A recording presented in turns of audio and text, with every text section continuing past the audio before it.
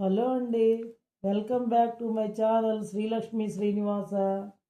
ఈరోజు నేను మీకు ధూమావతి అమ్మవారి యొక్క విశిష్టతను గురించి తెలియజేస్తాను.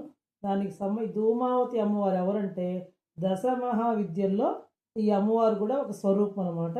ఇప్పుడు దానికి సంబంధించినటువంటి సంక్షిప్తమైనటువంటి దశ మహావిద్యా స్థుతిని చెప్పి ఆ తర్వాత మీకు ఆ అమ్మవారికి సంబంధించినటువంటి విషయాల్ని తెలియజేస్తాను. మీకు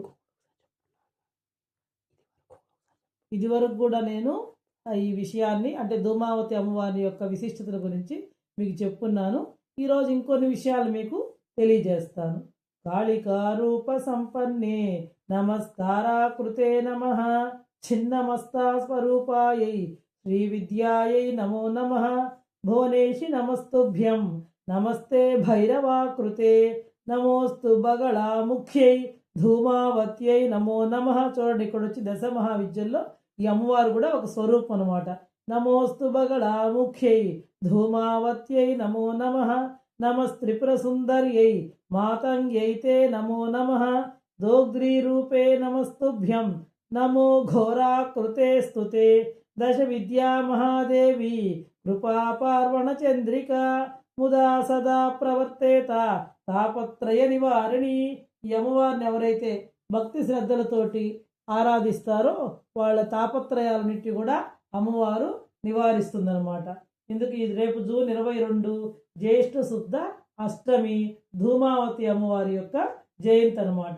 ఈమె దశ మహావిద్యల్లో ఒకరైనటువంటి శ్రీ ధూమావతి దేవి అనమాట. ఈవిడ మన జీవితంలో ఉండేటువంటి భ్రమలని, దుఃఖాలని, దారిద్ర్యాన్ని పారద్రోలి అసలైనటువంటి సత్యం, నిజమైనటువంటి సత్యాన్ని దర్శింపజేసేటువంటి ఒక మహాశక్తే ఈ ధూమావతి అమ్మవారు అనమాట. అయితే ఈ ధూమావతి అమ్మవారు ఎవరు, ఎలా ఆవిర్భవించింది, దానికి సంబంధించినటువంటి విశేషాలని నేను క్లుప్తంగా తెలియజేస్తాను మీకు. దీనికి సంబంధించి 2 పురాణ గాథలు ఉన్నాయి. ఒకటి మనకు తెలుసు కదా, శివుడు పార్వతి దక్ష యజ్ఞం చేసేటప్పుడు ఆవిడ శచీదేవిని పిలవరు అనమాట. అల్లుడిని ఆహ్వానించడు దక్ష ప్రజాపతి.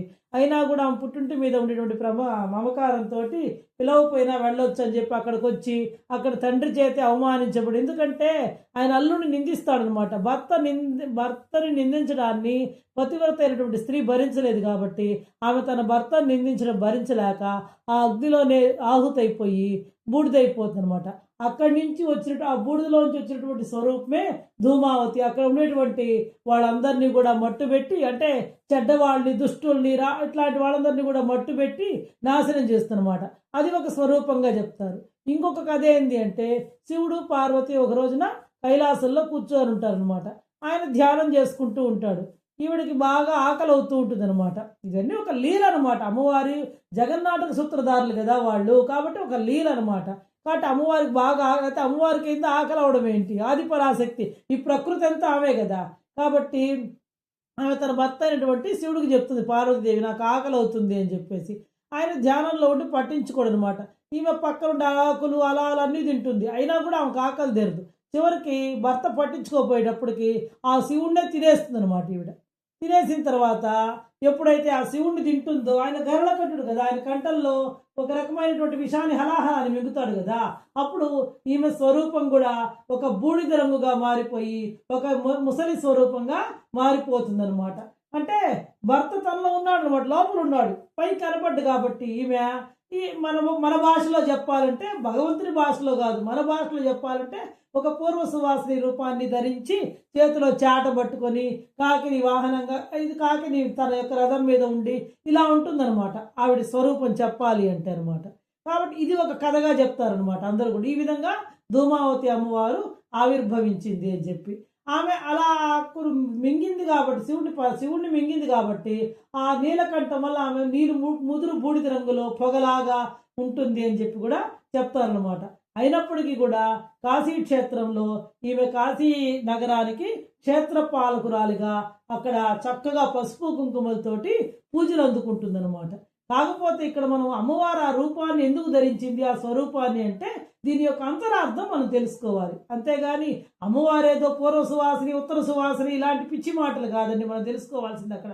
అంటే స్త్రీ ఏ రూపంలో ఉన్నా కూడా సర్వత్రా పూజనీయురాలే అని ఆ అమ్మవారు ప్రపంచానికి చాటి చెప్పదలిచిందనమాట. అందుకే స్వయంగా అమ్మవారే ఆ రూపాన్ని ధరించి ఆ రూపంలో ఉన్నా కూడా మీరు ఖచ్చితంగా ఆమెని పూజించాల్సిందే అని చెప్పి ప్రపంచానికి తెలియజెప్పింది అనమాట. కొందరు ఉంటారు కదా మూఢనమ్మకాలు, అజ్ఞానులు, అదే ఇది అట్లా చెప్తూ ఉంటారు కదా. కాబట్టి సమాజంలో స్త్రీలని అగౌరవపరచకూడదు. ఆవిడ భర్త ఉన్నా భర్త లేకపోయినా, ఇప్పుడు భర్త ఉంటాడు, భార్య పోతుంది, ఆయన ఉంటాడు, ఆయన అగౌరవపరుస్తున్నారా? లేదు కదా. అదేవిధంగా ఈవిడ కూడా చావు పుట్టుకలు మన చేతుల్లో లేవు కదండి ఎవరికైనా సరే. అలాంటి ప్రపంచానికి అందరికీ కూడా స్త్రీలకు ఒక రక్షణ కల్పించడానికే అమ్మవారు ఆ ధూమావతి రూపాన్ని ధరించి ప్రజలందరికీ కూడా ప్రపంచానికి అందరికీ కూడా తెలియజేసింది అనమాట. స్త్రీ ఏ రూపంలో ఉన్నా కూడా సర్వత్రా పూజనీయురాలు. ఎందుకంటే నేను చెప్తున్నాను, కాశీ క్షేత్రంలో ఆమె పశువుంకలతో పూజిస్తారు.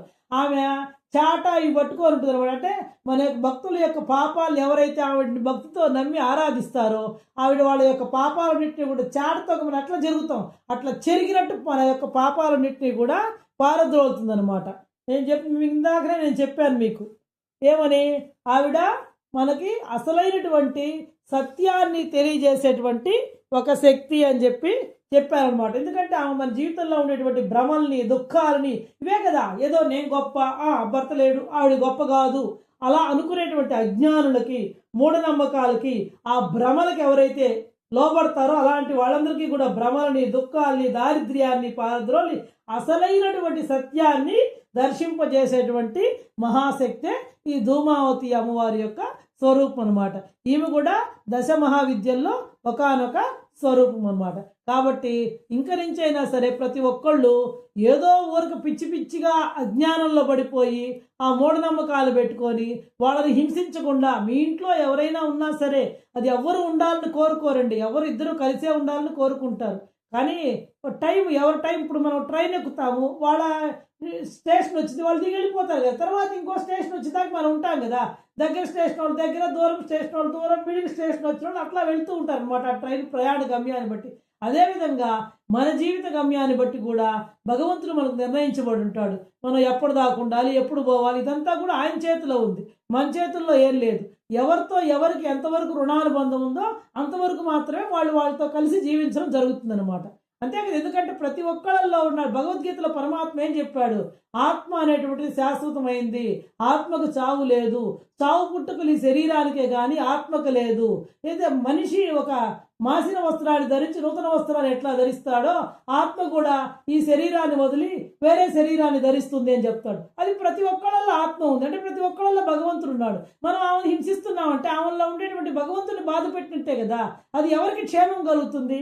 మన వల్ల ఒక మనిషి బాధపడ్డాడు అంటే అది ఎవరికి కూడా క్షేమం కాదు. ఈ సత్యాన్ని నిరూపించడం కోసమే, ఈ సత్యాన్ని ప్రపంచానికి తెలియపరచడం కోసమే అమ్మవారు స్వయంగా ఆ రూపాన్ని ధరించి కూడా భక్తులందరి చేత పూజలు అందుకుంటుంది.